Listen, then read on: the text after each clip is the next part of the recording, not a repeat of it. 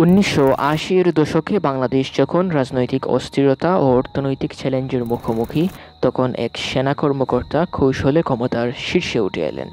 তিনি হলেন হুসেইন মোহাম্মদ এরশাদ। প্রথমে সেনাপ্রধান, পরে সামরিক শাসক এবং অবশেষে নির্বাচিত রাষ্ট্রপতি। কেউ তাকে উন্নয়নের রূপকার বলেন, কেউ আবার সামরিক শাসনের প্রতীক। আজ আমরা খুঁজে দেখব তার পুরনো শাসনকালের গল্প, ক্ষমতা দখল থেকে পতন, অর্থনৈতিক উদ্যোগ থেকে বিতর্কের ছায়া পর্যন্ত। ১৯৭৫ সাল থেকে ১৯৮১ সাল বাংলাদেশের রাজনীতির সবচেয়ে অশান্ত সময়।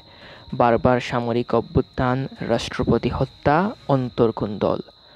১৯৮২ সালের ২৪শে মার্চ সেনাপ্রধান লেফটেন্যান্ট জেনারেল হুসেইন মোহাম্মদ এরশাদ রাষ্ট্রপতি আবদুস সত্তারের নির্বাচিত সরকারকে উৎখাত করে সামরিক শাসন জারি করেন।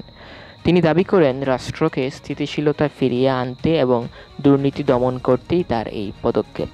প্রথম দিকে জনমত দ্বিধাগ্রস্ত। কেউ সামরিক শাসনের শৃঙ্খলা আশা করলেন, কেউ আবার গণতন্ত্রের ক্ষয় দেখে উদ্বিগ্ন হলেন। ক্ষমতা দখলের পর এরশাদ সামরিক আইন জারি করেন, সংবিধান স্থগিত করেন, সংসদ বিলুপ্ত করেন, প্রশাসনে আনেন পিরামিড শৃঙ্খলা। একদিকে সিভিল সার্ভিসে সেনা অফিসারদের প্রভাব বাড়ানো হয়, অন্যদিকে জেলা ও উপজেলা প্রশাসন পুনর্গঠন করা হয়। ১৯৮৩ সালে উপজেলা ব্যবস্থা চালু করে তিনি বলেন, স্থানীয় সরকারকে শক্তিশালী করলেই গণতন্ত্রের শিকড় মজবুত হবে। এই ব্যবস্থা আজও বাংলাদেশের স্থানীয় শাসনের উপর গুরুত্বপূর্ণ ভিত্তি। সামরিক শাসনের মাঝেও অর্থনৈতিক ক্ষেত্র ছিল সক্রিয়। এরশাদের আমলে কৃষি উৎপাদন বৃদ্ধির জন্য সেচ ব্যবস্থায় বড় বিনিয়োগ করা হয়। বড় বড় সেচ প্রকল্প, খাল পুনর্খনন, নতুন সেচ পাম্পের ব্যবহার খাদ্য উৎপাদন বাড়ায়। সামরিক শাসনের মাঝেও অর্থনৈতিক ক্ষেত্র ছিল সক্রিয়। এরশাদের আমলে কৃষি উৎপাদন বৃদ্ধির জন্য সেচ ব্যবস্থায় বড় বিনিয়োগ করা হয়। বড় বড় সেচ প্রকল্প, খাল পুনর্খনন, নতুন সেচ পাম্পের ব্যবহারে খাদ্য উৎপাদন বাড়ায়। শিল্পোন্নয়নে সরকারি কর্পোরেশনের সঙ্গে বেসরকারি খাতকেও উৎসাহ দেওয়া হয়। ১৯৮০-এর দশকে তৈরি পোশাক শিল্পের বিকাশের পেছনে এরশাদ সরকারের প্রাথমিক নীতি ও রপ্তানি প্রণোদনা গুরুত্বপূর্ণ ভূমিকা রাখে। পর্যটনকেও তিনি অগ্রাধিকার দেন। কক্সবাজার সমুদ্র সৈকত, রাঙামাটি, সুন্দরবনের প্রচারণা বাড়ানো হয়। ঢাকা শহরের নতুন সড়ক, সেতু, পানি সম্পদ উন্নয়ন প্রকল্পও চালু হয়। কেবল উন্নয়ন প্রকল্পে জনপ্রিয়তা ধরে রাখা সম্ভব নয়। একথা বুঝে এরশাদ ১৯৮৬ সালে জাতীয় পার্টি গঠন করেন। তিনি সামরিক পোশাক ছেড়ে রাজনীতিবিদদের ছদ্মবেশ নিলেন। একই বছর তিনি নির্বাচন আয়োজন করেন। তবে বিরোধী দলগুলো বলল, এটি সুষ্ঠু নয়। আওয়ামী লীগ আংশিক অংশ নিলেও বিএনপি এই নির্বাচনকে বর্জন করে।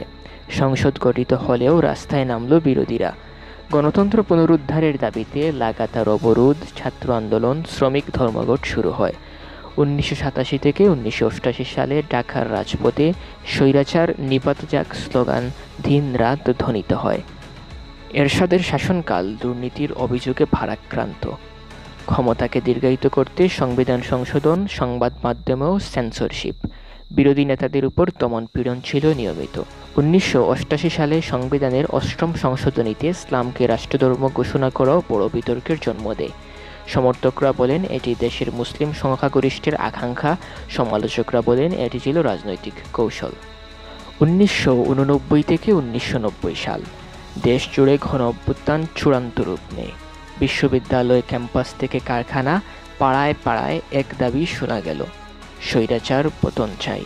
আওয়ামী লীগ, বিএনপি, বাম দলসহ সব বিরোধী শক্তি একত্রিত হয়।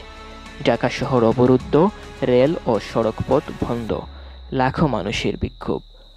১৯৯০ সালের ৪ ডিসেম্বর এরশাদ সেনাবাহিনী ও পুলিশের উপর আর ভরসা রাখতে পারলেন না।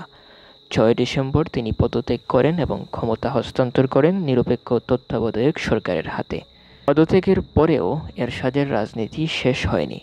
জাতীয় পার্টি বাংলাদেশের মূলধারার একটি দল হিসাবে টিকে থাকে। নানা সময়ে জোট সরকারের অংশীদার হয়। ইতিহাসবিদদের মতে তার শাসনকাল ছিল দ্বিমুখী। একদিকে স্থানীয় সরকার ও অবকাঠামো উন্নয়নে অবদান, অন্যদিকে সামরিক শাসন ও গণতন্ত্রের দমন। আজও উপজেলা ব্যবস্থা তার বড় উত্তরাধিকার। অর্থনৈতিক নীতিগুলো ৯০-এর দশকে রপ্তানি নির্ভর প্রবৃদ্ধির পথ তৈরি করেছিল। হুসেইন মোহাম্মদ এরশাদ বাংলাদেশের ইতিহাসে এক জটিল চরিত্র। তিনি ছিলেন সেনা কর্মকর্তা, রাষ্ট্রপতি, বিতর্কিত শাসক এবং শেষ পর্যন্ত সংসদীয় রাজনীতির অংশীদার। তার সময়কে কেউ দেখেন স্থিতিশীলতা ও উন্নয়নের অধ্যায় হিসেবে, কেউ বা গণতান্ত্রিক বিকাশের অন্তরায় হিসেবে। কিন্তু যেভাবেই দেখা হোক, বাংলাদেশের রাজনৈতিক ইতিহাসে এরশাদের নাম অমোচনীয় ছাপ রেখে গেছে। প্রিয় দর্শক, এই ছিল আমাদের আজকের ভিডিও। আশা করি আমাদের আজকের এই ভিডিওটি আপনাদের কাছে ভালো লেগেছে। ভালো লেগে থাকলে লাইক, কমেন্ট, শেয়ার এবং সাবস্ক্রাইব করে পাশেই থাকবেন। ফেসবুক পেজ থেকে দেখে থাকলে পেজটিকে ফলো করে দিবেন। ধন্যবাদ।